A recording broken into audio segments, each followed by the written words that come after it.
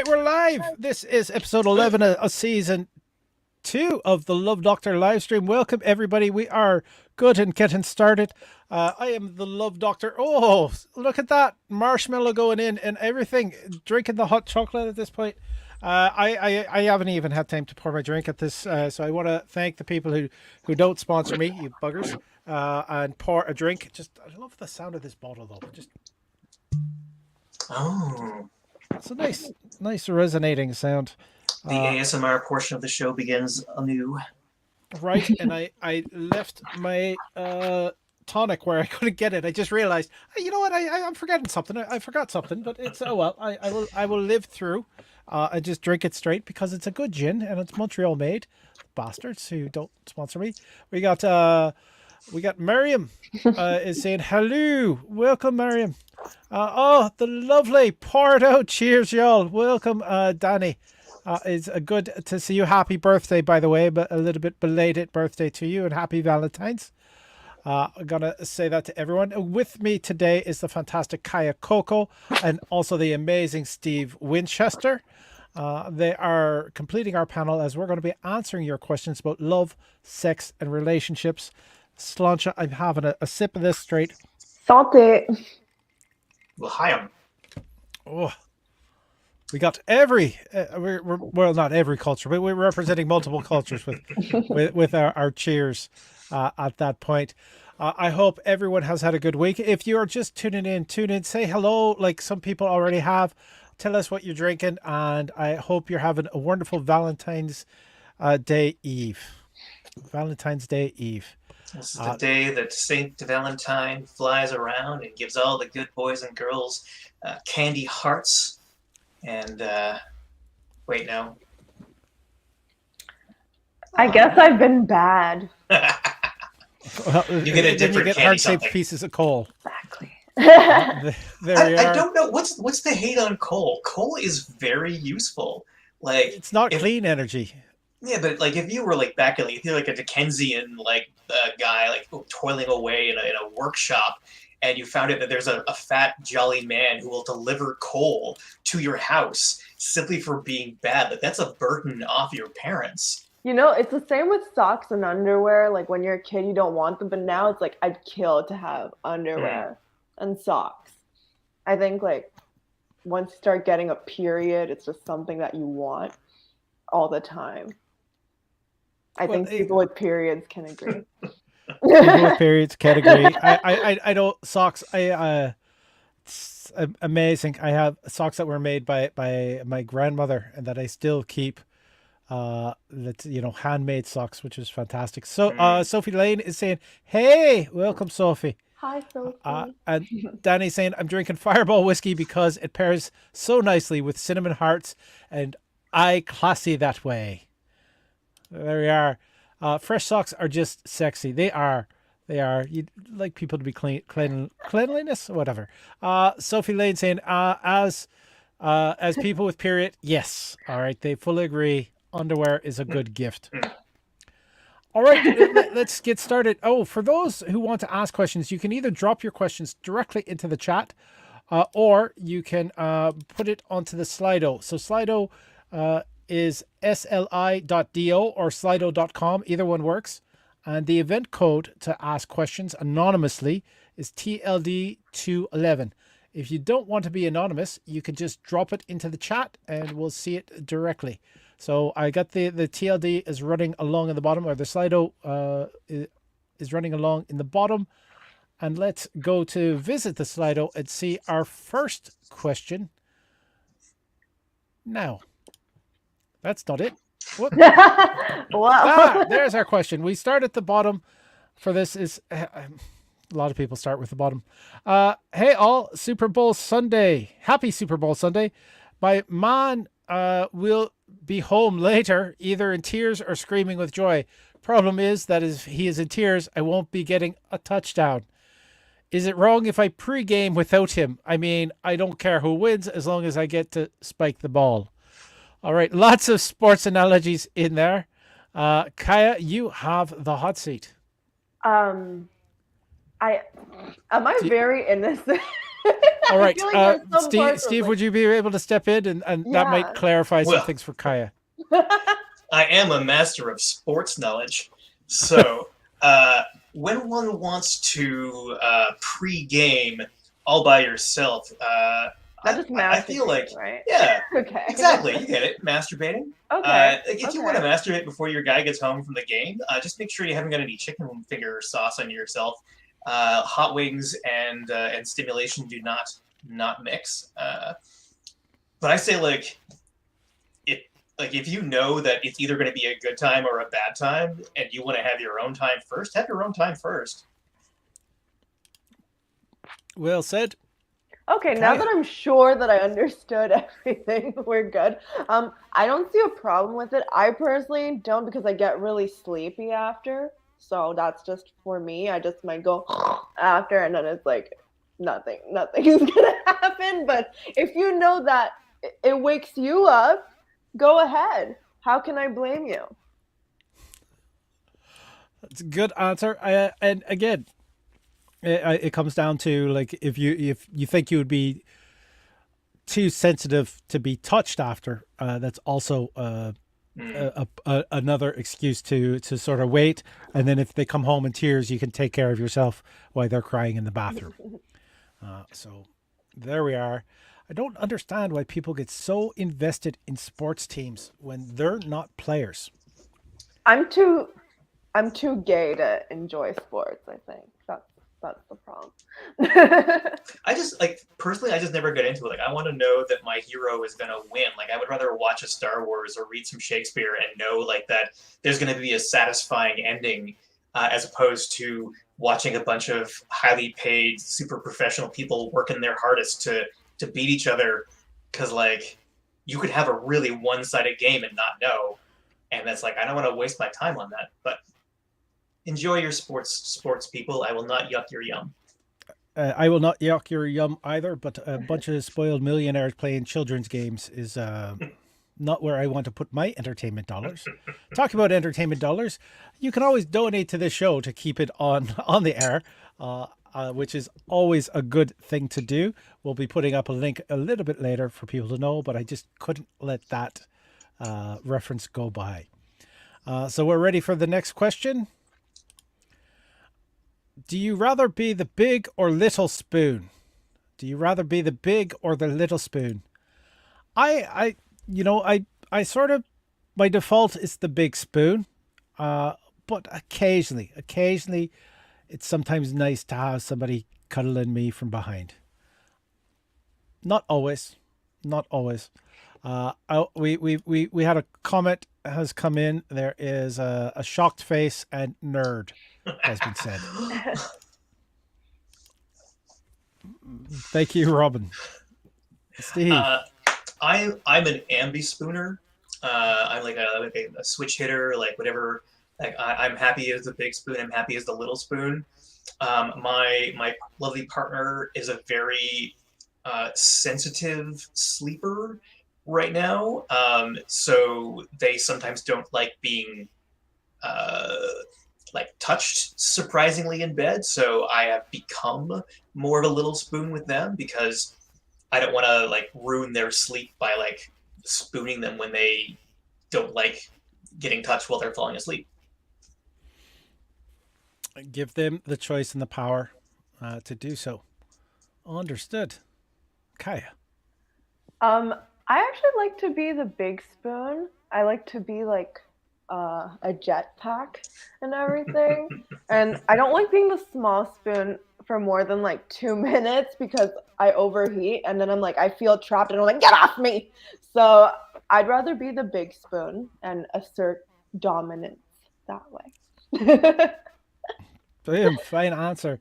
I actually had a partner who was usually very mobile in bed when they slept. If they slept alone, they were, referred to themselves as a sheet destroyer. But when we slept together, we both slept better when I spooned them. And so we were physically in contact. So it's different people, different strokes. Mm-hmm. There we are. We're ready for the next question. If you have, by the way, hit a like button if you're liking the show. Subscribe if you haven't subscribed. We're coming up on a 100. We're at 90 subscribers right now. 100 is a big thing that we're trying to hit. When we do, we are going to have some giveaways, and it's we're going to make it a bit of an event, and we'll be able to change the name of the channel so it will be easier to find, and that's very important for us. But if you can't, just at least hit a like. If you've already subscribed, make sure you like this video. We have our next question all set up. And oh, there, whoa, we got a bunch of questions came in directly. So is there a specific smell that makes you think of your significant other, i.e. lavender, teakwood, or cinnamon? Those were just examples. And Kaya.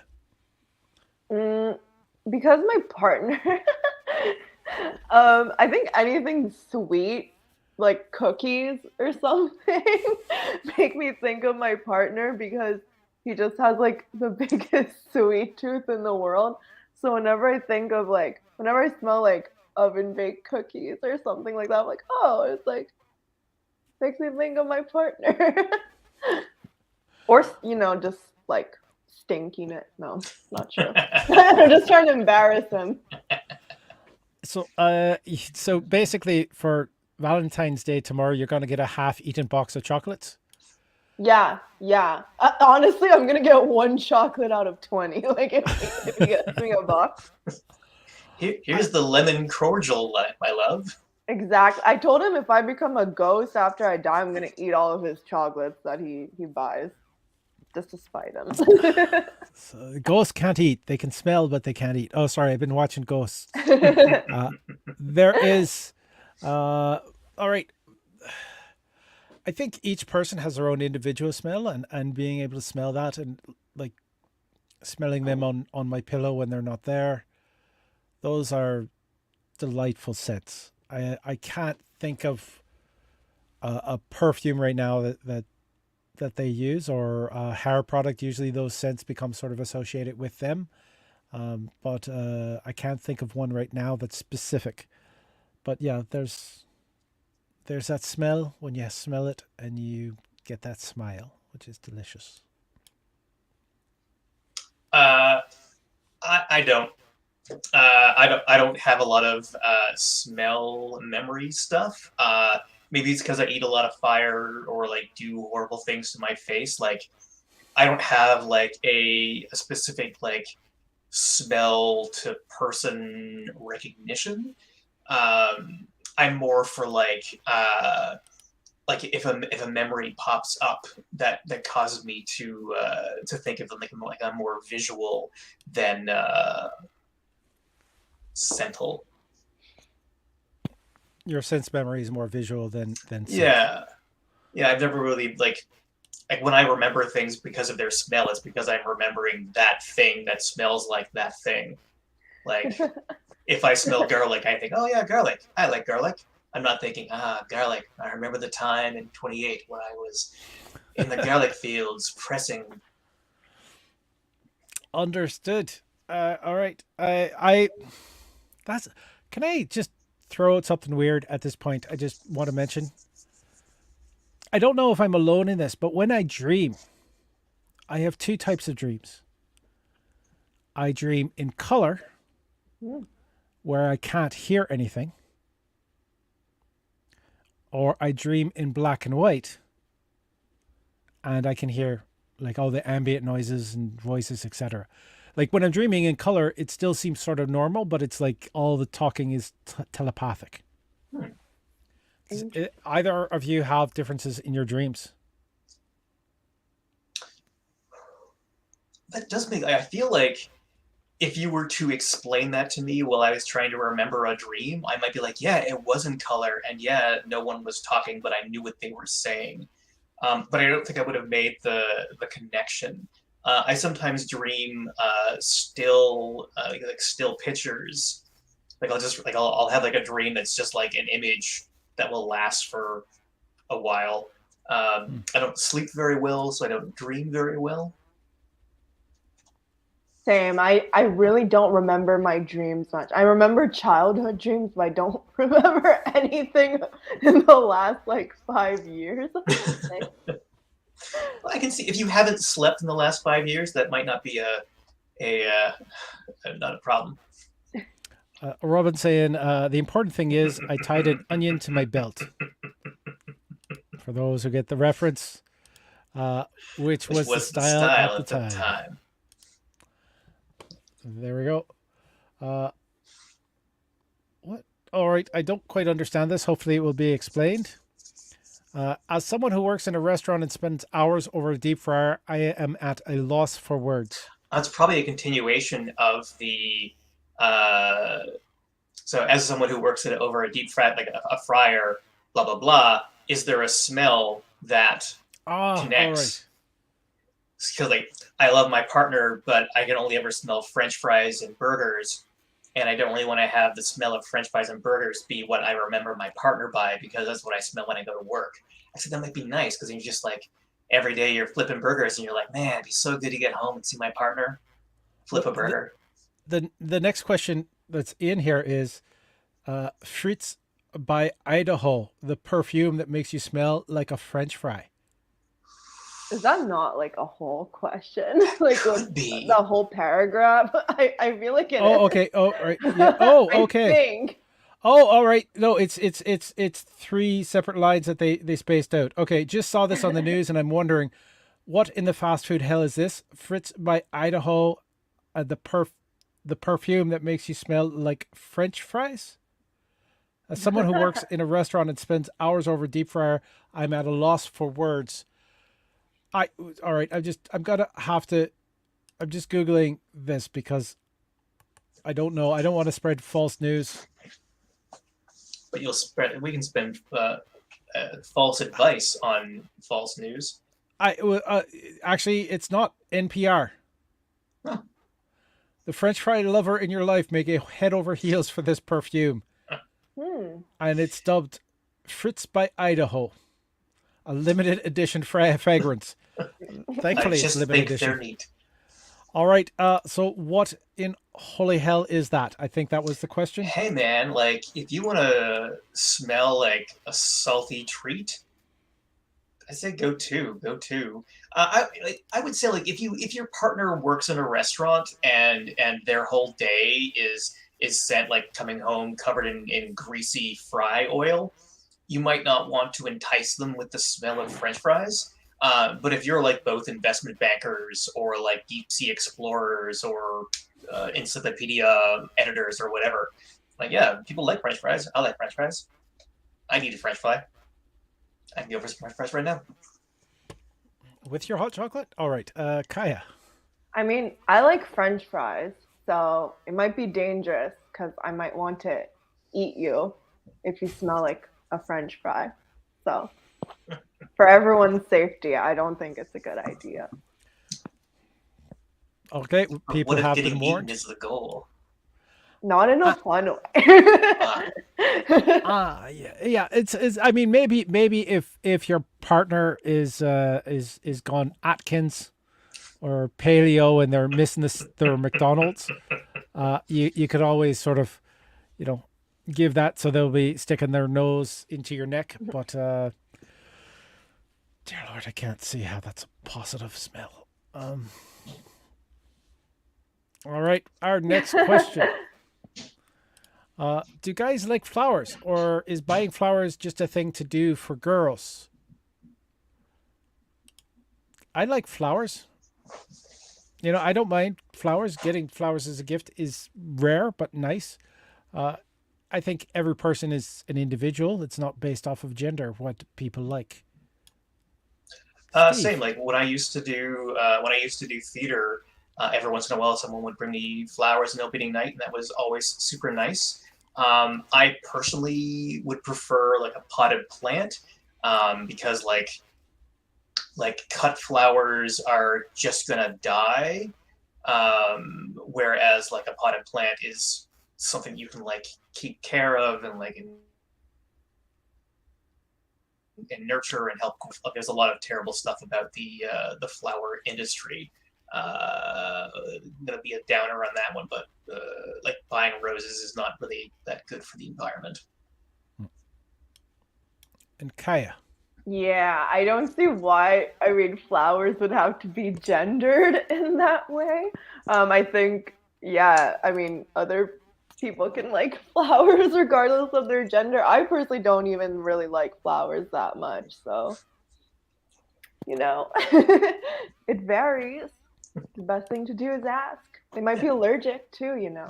Yeah, like find out what your partner likes. Like, don't spend $100 on long stem roses when they would prefer to have like the money donated toward Greenpeace instead, or whatever. Buy them a tree instead. Or actually the women's shelter.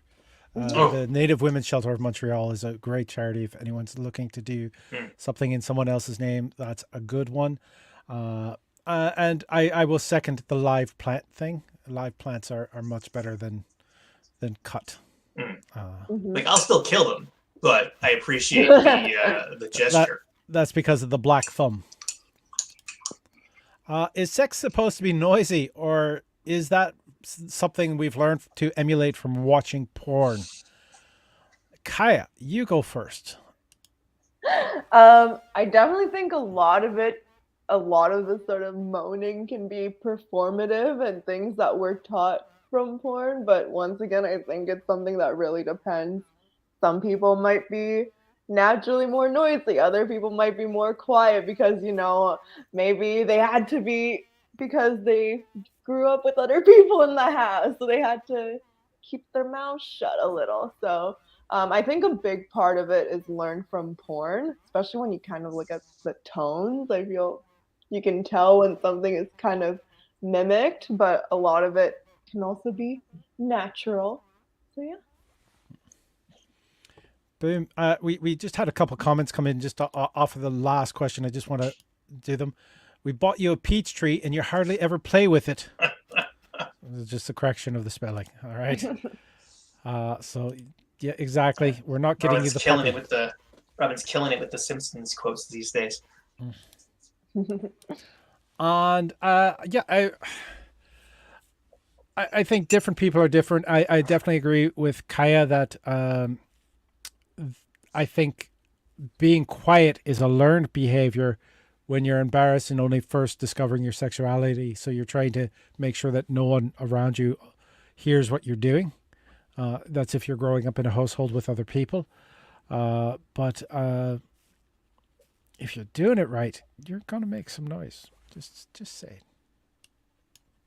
it. People shouldn't be poo-pooing quiet sex too, because it's a lot of fun to like shh, like we can't make any noise right now. They'll hear us. Shh. But yeah, like I feel like again, like it's if you are enjoying yourself and you want to moan and like you feel that like bubbling out from within, yeah, go ahead and moan. If you are not enjoying yourself and feel the need to moan to convince your partner that you're having a good time, maybe you should have a bit more of a conversation with what you need in the bedroom to help you moan. Good answer. Good answer. We're ready for the next question. Yes. How do you deal with a man who gives you mixed signals? How do you deal with a man who gives you mixed signals? Steve, how do you deal with a man who gives you mixed signals? As a man who is incapable of interpreting most signals, I'd say like just you gotta be. If I were the man who was giving mixed signals, it's probably because I don't know where you stand, and I am trying to like not wreck what we have by implying I want something more. Like if I was like, oh hey, you want to go for dinner? You know, as friends. It's like I'm asking you on a date, but you know, just as friends in case you want to say no to me. Like I'm protecting myself. So if you want to say like, hey dude, what's the deal? Like, be straight with me. Then that's the guy's opportunity to be like, okay, well, it's now or never. I am going to say, I want this, do you want this as well, without having to do the bet hedging. So yeah, like if someone's giving you mixed signals, like say, just tell them you don't want any fucking games. Mm-hmm. Boom. Oh, hold it, not me. Where are we? Kaya.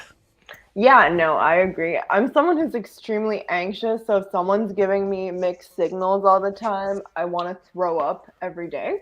So I used to tolerate it, but from now on, I just say, regardless of your intention, I don't like the way that I'm feeling. And it doesn't matter if you actually do like me. The way that I'm feeling physically is enough for me to not put up with it anymore. So I personally just don't deal with it. And I understand some people just do give mixed signals and it doesn't necessarily reflect their disinterest in you. But for me personally, my body cannot handle it. So I just say, that's what you're doing. I'm not going to put up with it. I won't talk to you anymore. That's it. Maybe it's dramatic, but I think, I mean, a lot of my partners I've had really healthy relationships with never made me feel that way. So I'd rather just choose to, feel good than not feel good. Hmm. You know what? I'm someone who's not normally interested in men, and so if someone's giving me mixed signal, I'll keep them as a friend unless they get too handsy. At that point, I define the boundaries. But it's not, anyone who gives you mixed signals, regardless of gender, if it's bothering you, ask to clarify. Because without communication, you're not getting anything done. And do you believe in soulmates? In soulmates. Oh. All right, I've got this one. Cellmates. No, soulmates. You have to, you know what? I don't believe in the one. I don't believe there's only one person out there for you. I believe that there is a person that you will meet, that you enjoy, that you want to work towards staying with, and perfect. And if it doesn't last forever, that's okay as long as you both leave happy. So soulmates, don't be holding out for someone destiny, but don't treat you with respect. Same. Absolutely not. I do not believe in soulmates, and I think the concept of soulmates, as Alain de Botton says, has ruined love. So no, I do not. I think you have to work in every relationship that you're in. Nothing's gonna come easy just because you found like the one. I think that's a really toxic idea that makes you think that everything's always supposed to be good when at the end, like, relationships are really just based on effort that you put in. So yeah. Except for Miriam. Miriam's my soulmate. There you go. Miriam is saying Kaya Koko is my soulmate. I'm so glad you guys met. I do want to point out there's a lot of toxicity, like a lot of training that is given children as they're growing up. I call it training, but it's just pop culture that's put in. It's like, happily ever after, right? That's Disney lying to you. You see that in like those joke T-shirts where it's like a couple getting married and it underneath it says game over, right? It's not.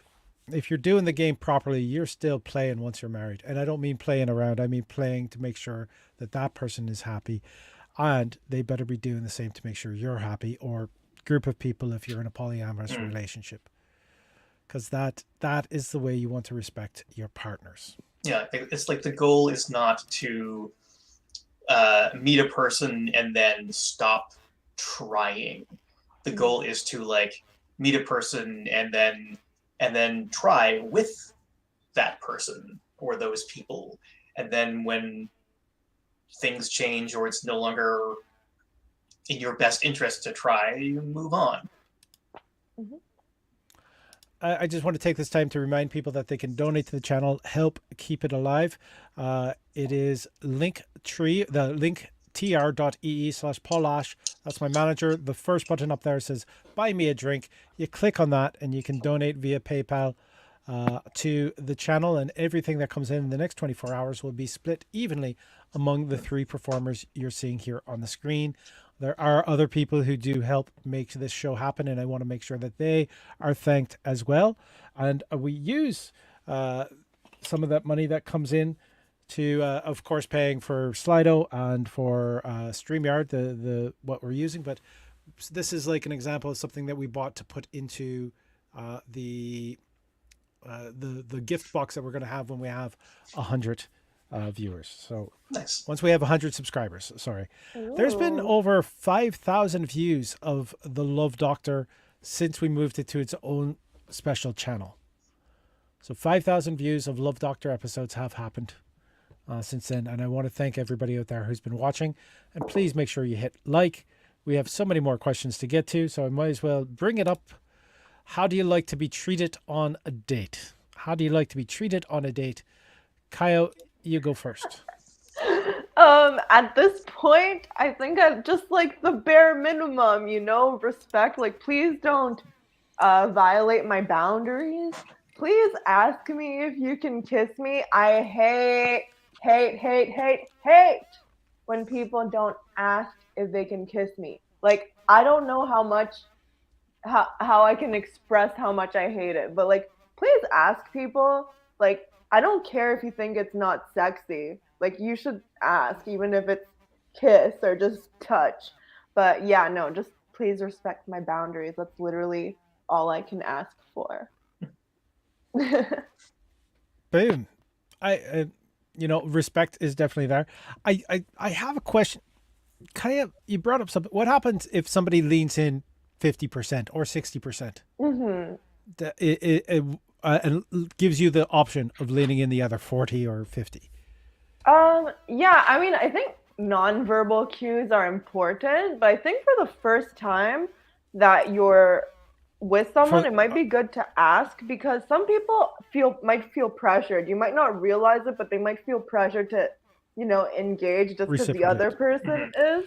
Yeah, so that's my opinion on it. All right, I didn't hear you specify before saying the first kiss. Oh yeah, definitely the first time. All right. But after, if you kind of establish that it's okay, I think, yeah, nonverbal cues really important. I one of the ways I like to be treated on a date is, well, respect. And one of those things is not using the phone unless it's an emergency or if you're expecting an important message. I think that's something I'd like to have your focus if I'm out on a date with you. That's one thing, and it's usually that's the way most people attach to my phone. So I'm probably the worst offender. Steve. On a first date, The question was on a date. On a date, any date. Yeah, I don't know. Like, I'm a very nervous person. Like, my like emotional, mental go-to is to assume that because we are out together, I am somehow wasting your time, and that you do in fact have better places to be and people. So if you are acting as if you actually want to be on the date with me, that's like, it gets me right in the old emotions right there. So I would say, like, act like you're having a good time. Have a good time. Fuck. You want a date with me? Fucking enjoy it. I'd like to say, let yourself have a good time. That's a good one. Don't act. I think being honest is part of respect. So if something's not your jam, bring it up. I mean, don't immediately dismiss an idea unless you thought it through. Because if I thought it would be a good thing for us to do together, or if you thought it was a good thing for us to do together, then I'm willing to give it a shot. But that's kind of my personal thing. And Steve, I've seen you on stage. You are a very interesting person, right? You are very good at what you do. and I've seen you with your significant other, and you two clearly are giving each other respect. So shout out to your significant other, and if you want to break Woo-woo. the good news. Myself and my significant other are now myself and my fiance. We got engaged on Friday.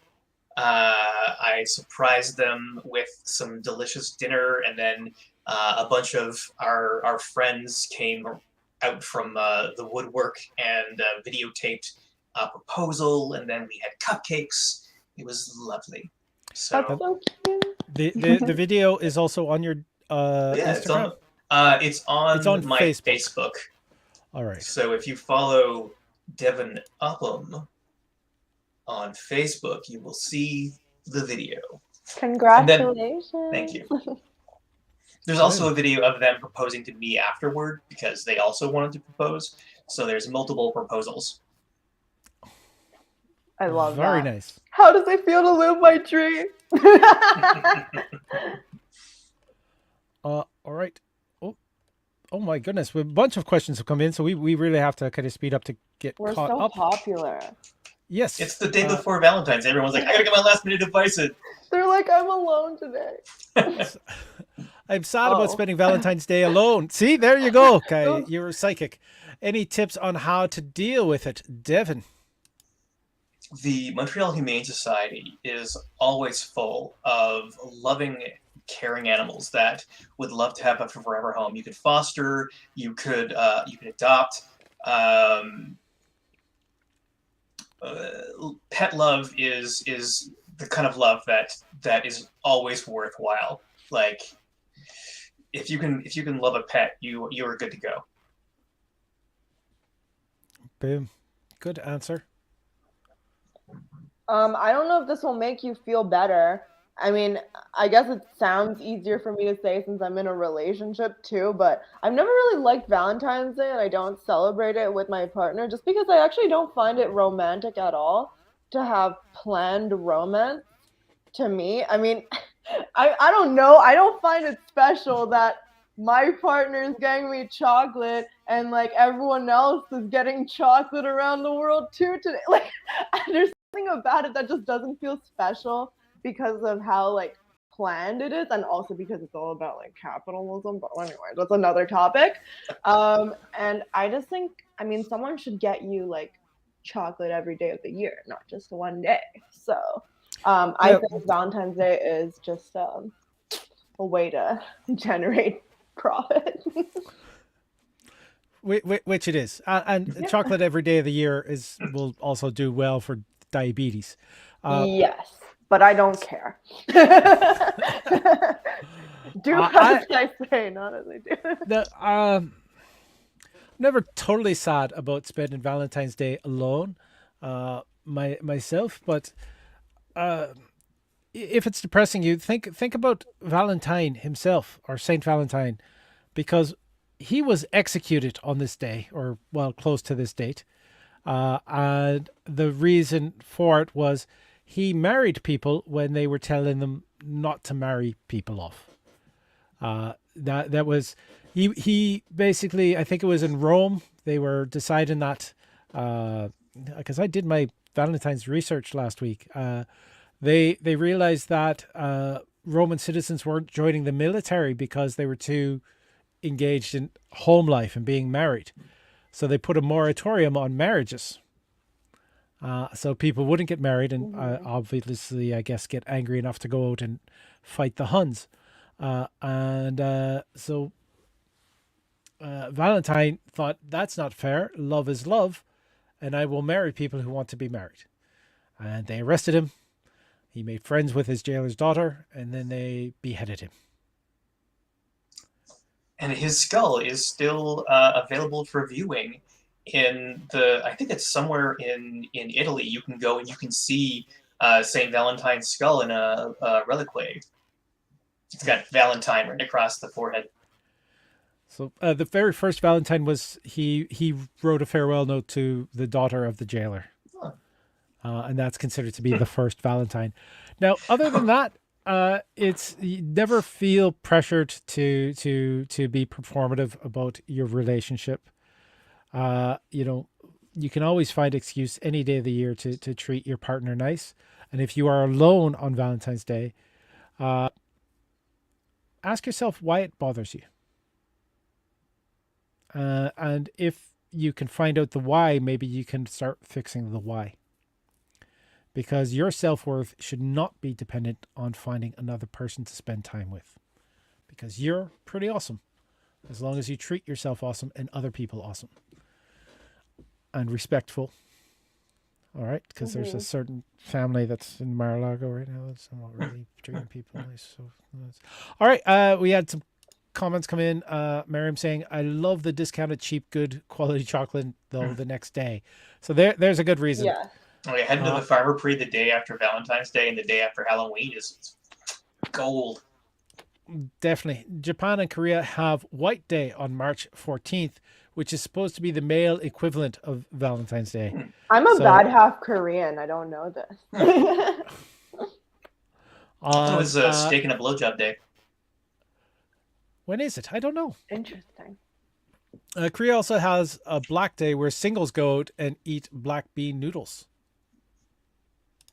That's my kind of day. There we are. All kinds of great days out there. Next question that we have is, do you prefer sleeping? Yes, sleeping, not sex, with a partner, or have the bed to yourself? But that is difficult. I tend to sleep very well with someone, depending on the partner, of course, but I there's a certain calmness I feel when I have my arms wrapped around someone and we're just snuggling into sleep. At the same time, though, I've recently started taking some THC caplets, which help me sleep whether or not I'm alone or not. So, oh yeah, it's good stuff. So I'm an old man. I can sleep well. Steve? I don't sleep. I sleep terribly most of the time. So I enjoy like having a partner. I love like waking up next to somebody. I love cuddling. But since I sleep so badly, I always feel bad when I'm like, if I'm crawling into bed next to them at 3 o'clock in the morning, or like getting up at 5 o'clock to like wander around the house for no reason. Like I always have a little bit of guilt for disturbing them, but overall I prefer to sleep with someone because I like waking up next to someone, even though I feel guilty the entire time that I am awake next to them.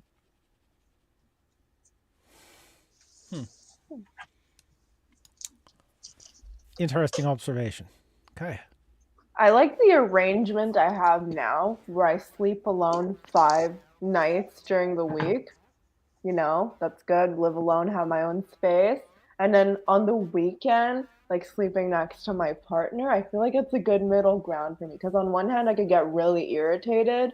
And on the other, I'm like, I just want someone next to me. So, you know, what I have now is good. 2 nights in a week sleeping next to my partner. Then the rest of the week, I'm alone and I can like move around, throw punches in the air in my sleep, and we're good. So yeah. So it's a little bit of everything.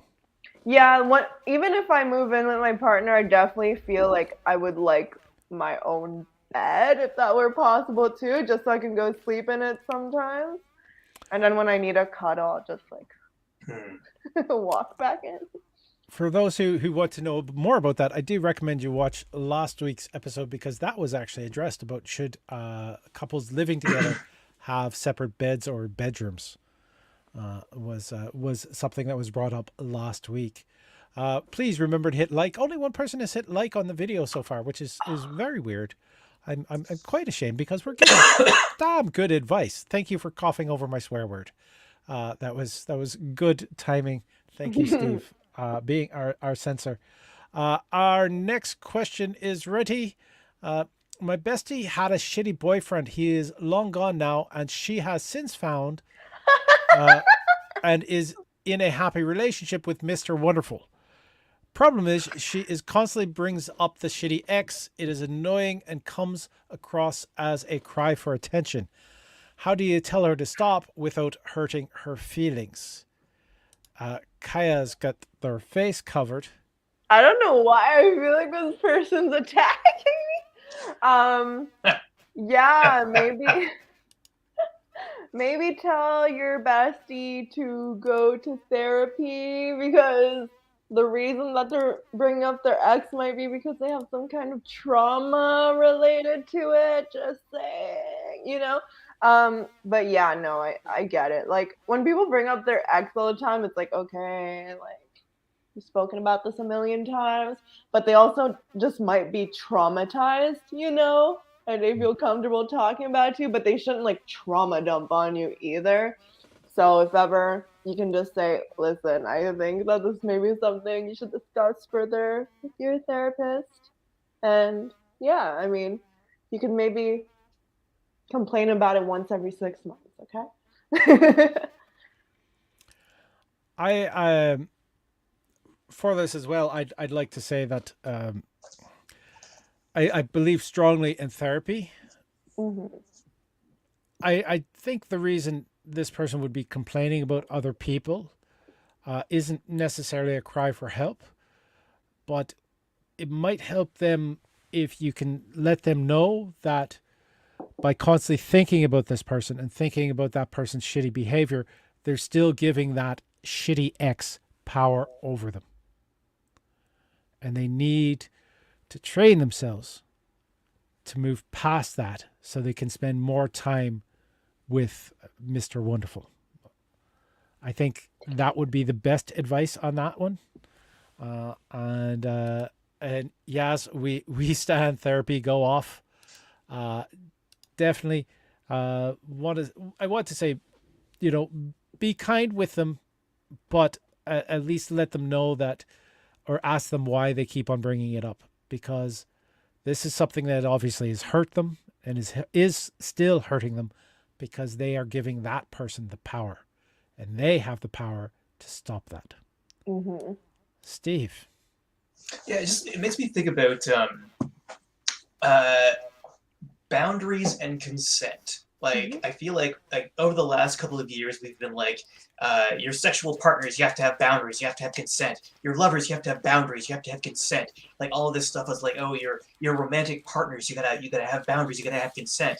It's like, but this is like all relationships. Like, if you have a best friend, you still need to have boundaries with them. You still need consent. So this is the kind of stuff that's for like every walk of your life.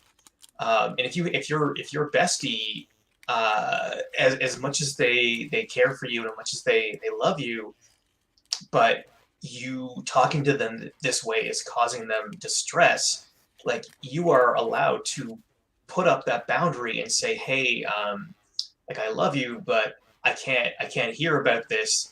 So, like, maybe we can have a system where, like, you can ask if I have, ask me if I have the spoons to deal with this today. And if I say no, then it's not because I don't want to talk to you. It's not because I don't love you. It's because I just can't deal with it today. Like, it's important that we, like, respect our partners, whether they are our sexual partners or our friends or our families or our neighbors. Like, it's all about, like, treating people with the respect that they deserve. Mm-hmm. Boom. Very well said. And what was that phrase? To have the spoons to deal with? Mm. Where's that from? I've never heard that before. I've As I'm eating a heart-shaped chocolate, so just to bring on the diabetes. The whole idea of, like, do I have the spoons? I can't remember where. I think it came from a like, people with disabilities, where it's like, sometimes you go to your spoon drawer and you pull it open and all you have is spoons, and like, oh, I can do this and I can do this and I can do this and I can do this and I can do this. I can do everything. I have the spoons. And then some days you open up the drawer and you only have like 2 spoons. So it's like, okay, well, I can scoop some ice cream and I can stir my milk, and that's it. Like, I can't do anything else. So the idea of spoons is like your ability to handle stuff. It was originally intended for like physical, like, can I do this physical thing? And then a lot of people have started using it for emotional labor as well. Like, do I have the spoons to get out of bed today? It's like, yes, I can get out of bed. Yes, I can shower, but I can't cook dinner and I can't talk to my friends on the phone. I just don't have the spoons. Boom. That is a great tool to use in conversation, especially with friends, because you can have shortcuts in conversation. Say, look, no spoons today. Yeah. That's great. If you don't have enough spoons, you don't get the soup. And next question we have is, which is better, drunk sex or high sex? Steve. I'm too paranoid to do either. Like, there's always the fear for me that if I am drunk or if I am high or if we're both drunk and high, that I'm so scared that there is some consent that is now not being able to be given. Like when I have sex with my partner, I want to know that it's because they want to be having sex with me and not because they're pretty into it, but they're drunk enough to say yes, or they're mostly into it and they're high enough to say yes. I want to know that they're doing it because they want to. But if the plan is let's do X and then bang, I would say high sex, because a lot of stuff doesn't work if you're too drunk. But if you're too high, who the fuck cares? Kaya. Well, as long as, of course, consent is involved and you've spoken to your partner about it. I don't really get high anymore, ever. So I'm going to have to go with drunk sex. I feel like I'm more energetic when I'm drunk and I'm more confident. And then when I'm high, I'm just like, I feel like I'm walking, moving all slowly, and then I won't fall asleep. So yeah, I'll go with drunk sex. Yeah. I think Steve covered it very well. Both of you covered it very well about your preferences. As penis having people, it's drunk sex is a little bit harder. Well, not harder. Sorry. Again, consent given beforehand. I am worried about certain drugs and sex as well. You mentioned specifically ecstasy or MDMA. There is, you said X. Oh, you said X as a placeholder. That's what. Sorry. All right. It's just I'm nervous with MDMA because of the fact that though you can't overdose on that, it also sort of impairs, like ecstasy.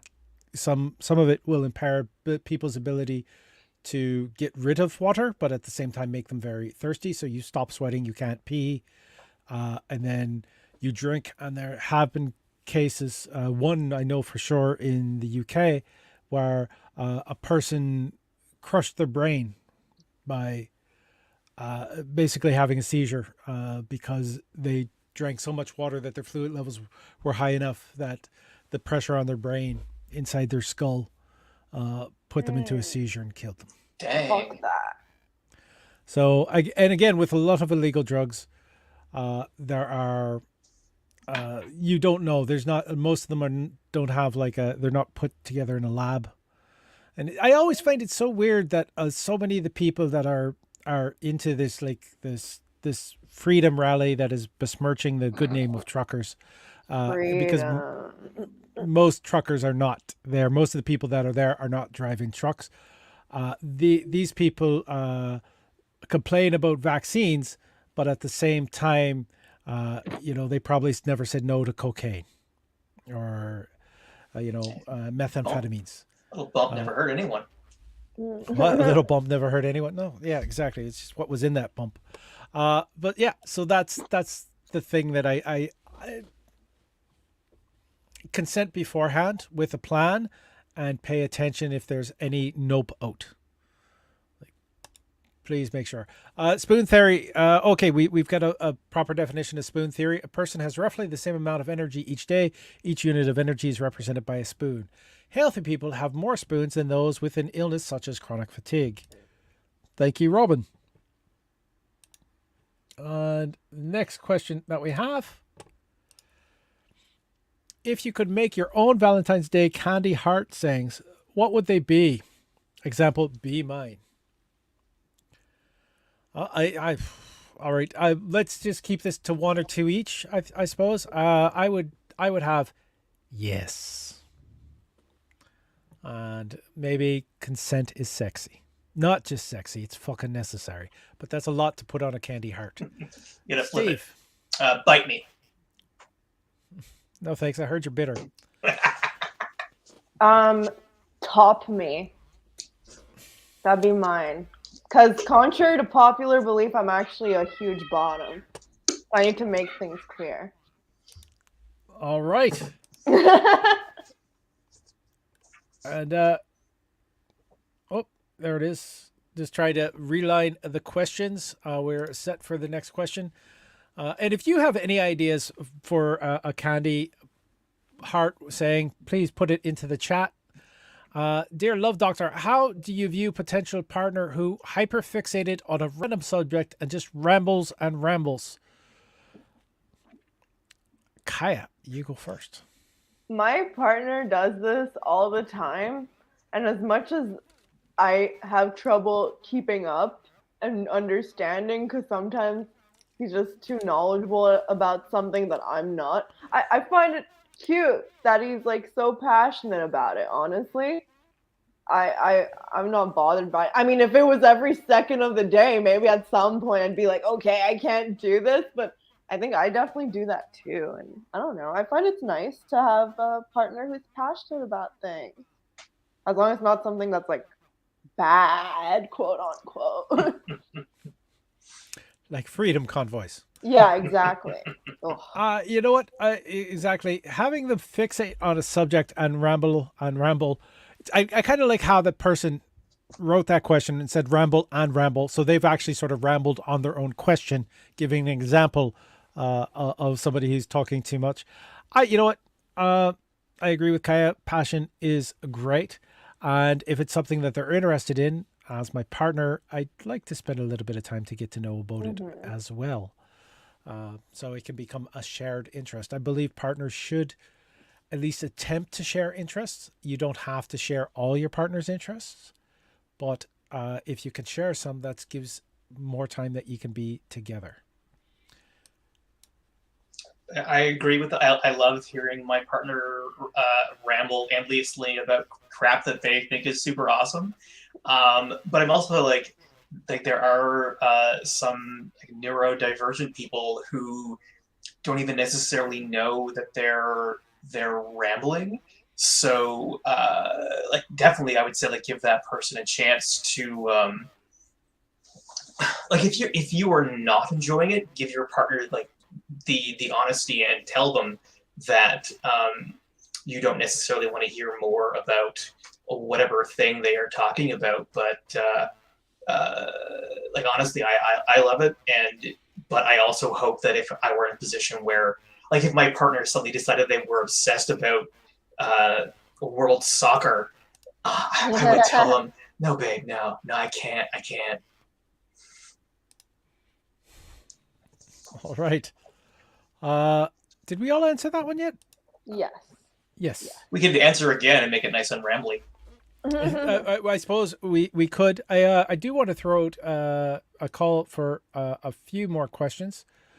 So that's there, but I'm leaving at the bottom the link tree if you care to donate. Please make sure, sharing this video is also a good way to help out the channel, but donating helps pay for the expenses, but everything is split among the 3 performers that you're seeing on the screen. And again, I want to thank all the people who help behind the scenes as well. So that's slido.com or sli.do, event code TLD211. That's how you can ask a question anonymously, or you could just drop it in chat. We have our next question, which is, As a non-binary person, how do I come out safely to a new partner, i.e. test the sexy waters? Steve, you go first. That's like, I would love to say you got to be honest with yourself, and you gotta trust that your partner is going to be cool with it. But I'm saying it with so much privilege. Like, I'm a white, straight, cis dude. Like, I can tell anyone that I'm a white, straight, cis dude, and they're probably going to be okay with it. But like, if you feel that you might at all be in any way in danger, like, you can hold that shit back, but never, like, don't hide who you are. But if you are going to be honest with them, you make sure you do it safely, and that you are in a place where you can protect yourself. Boom. Good answer. I totally understand this person. Outside of my performer persona, I do identify as non-binary as well. And I definitely understand the stress. There's so much information management that goes on when you're non-binary, because you're always editing certain parts, because you're worried. And I feel like so many people are just not familiar with different identities. So I'd say a good way to start is to maybe sort of bring up the topic in general to your partner. So say, oh yeah, what do you think about like different like gender identities and stuff like that, and see what their reaction is. If they're like, oh, that's ridiculous, like gender is binary, blah blah blah, maybe they're not the right person. So I'd say maybe seeing their reactions, maybe having a little talk about it with them before coming out personally can be a good idea. Seeing a bit about who their friends are. I know with my partner, he told me right away, oh yeah, one of my best friends is actually non-binary, stuff like that. And then I was like, oh, it felt safe for me to actually like come out to him. So yeah, I'd say bringing up the topic generally to sort of see where they stand on it. Boom. Good answer. I'm maybe I'm being innocent here. Again, I'm still very much learning about non-binary, but before somebody becomes your partner, they should probably be aware of your pronouns. So in a way, they should already understand, and hopefully you can have that conversation before you become active partners. That is the only thing, but I definitely agree with Steve Winchester about the idea of making sure if you do it safely, so you have safe public areas, etc. Places where you have some control, like you have friends in the area to help. Not that you can't handle things yourself, but just as that little extra support, which is good. And I agree with Kaya as well, is when you're getting to know a person, you get to know sort of what their beliefs are as well. I may be way too innocent and hopeful in my thinking on that, but I open it to discussion. Did I say anything incorrect? Well, okay, the one thing though I will say, sometimes you can have your pronouns and people will still be like, oh, you're a woman. Like, I'll have like they, she, and even that in a way, like when we tell people to always put their pronouns, in a way can sometimes force people to out themselves a bit on their gender identity. So we have to be careful with that. Because sometimes in my everyday life, professionally, I'll use she, her pronouns just to avoid, having to deal with garbage. So sometimes pronouns don't really tell like the whole story necessarily too. So just to be aware of that. And some people will see a they, she on my bio, and they'll still be like, oh, you're a woman or whatever, things like that, which is really weird. So yeah. I did. All right. Also on the link tree is my Instagram as well. Not don't go to Paul Ash's, but go to my one, the Love Doctors Instagram. I shared a story. I think it's been within the last 24 hours, of somebody deconstructing Jordan Peterson's attempt to Ugh. nullify, Mm-hmm. say that there's anything other than binary. And they did a fantastic job. So it could give you talking points to help address people who don't understand that binary is not accurate Mm-hmm. when we are talking genders. All right. Ready for the next question? Hey, Love Doctor, not a question. Oh, not a question, but an update. Last week I told you about Squirrel Girl. I took your advice and bought some nuts and threw them near her. She smiled at me and we started talking. And she also told me all the names of the squirrels. I'm a bit less attracted to her, but glad I made a new friend. All right. Well, I'm glad. Wait. There is someone feeding the squirrels in a park, and they have names, and she's named it, and that made you less attracted to them. I can't understand. I want to meet this person. All right. Maybe if you want to drop into the chat which park it was that you were you saw this person feeding the squirrels. This is good. You were worried. We were worried last week when we were giving advice about rabies shots and having the chance to talk with them first before you ask them out anywheres, because you didn't want rabies or find out that they were married to one of the squirrels. So I guess there's no question to answer there. We'll just go to the next question. How can I tell people that I'm autistic on the first date without them succumbing to stereotypes and cruelty? All right. That is a tough question, and I'm in the hot seat first. Whew. Possibly starting the conversation with asking them if they know about autism, or ask them what they know about autism. And then you can spend a little bit of time maybe expanding their worldview or finding out how much they actually do know. And then you can talk about where you are on the spectrum and explain that to them. In a way, you get to find out what their stereotypes are and you can help correct them. It's not your job to do that, I know.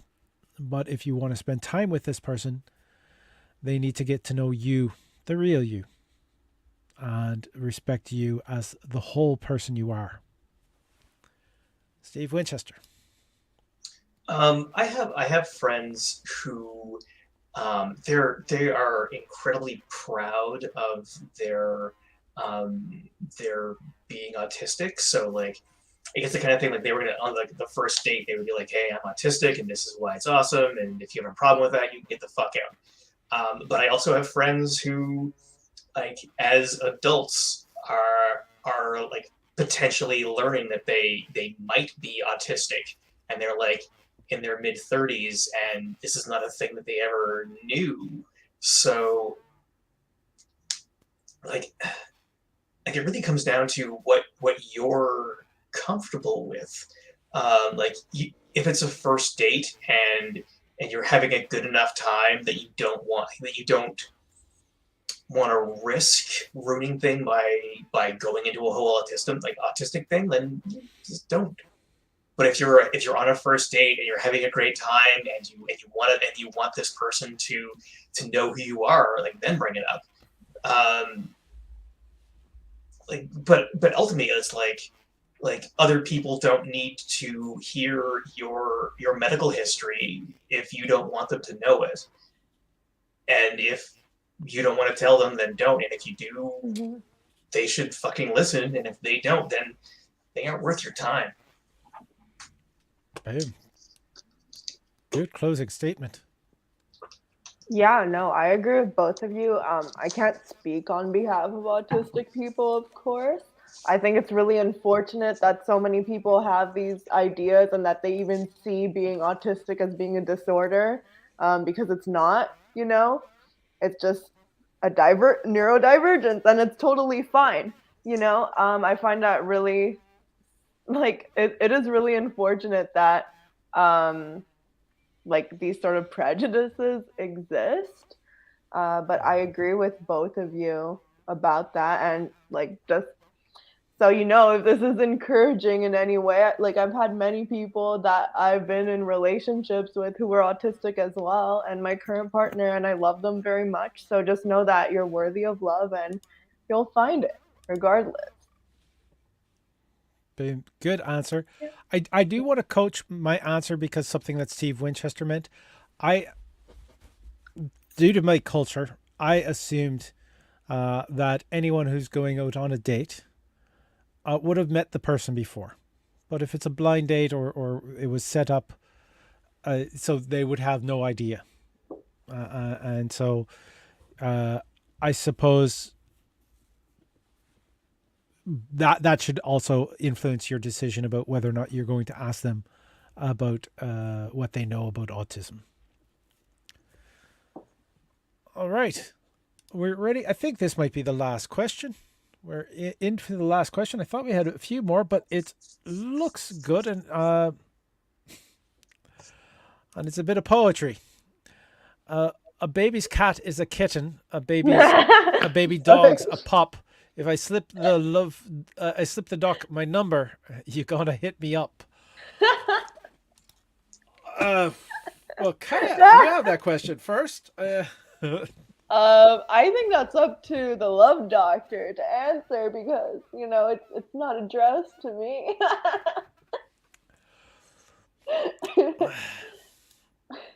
Maybe. We'll just say maybe. Make sure that you hit the like button and you have subscribed. Hey man, like there was enough poetry in that. Like they clearly have a very deep soul that needs to be nurtured. You should definitely give your digits and hit that up. Thank you very much, Mr. Winchester. There it is. I do want to. Oh, where'd it go? There it is. That is the link tree, so you can donate. Anything that you donate is split among the 3 performers that you see on the screen. I do want to thank my special guests today. There is the fantastic Devon Auditions, aka Steve Winchester. It's Devon Auditions on Instagram, all one word. I just capitalized it there to make it easier for you to read. At Devon Auditions, all one word, on Instagram. And also the fabulous Kaya Koko. So that's at Kaya_Koko_ on Instagram. So we got to remember to put those underscores in there. And you can follow them on Instagram and you can find out about performances that they have coming up. Of course, we're going to be back next week with 2 more panelists joining me to answer your questions about love, sex, and relationships. So Sunday night, 9 p.m. Eastern Standard Time. This has been a pleasure. I want to thank both of you, the 2 of you, I guess I should go like that, for being part of the show and giving of your experiences and your opinions. I'm the Love Doctor. Remember, I love you all.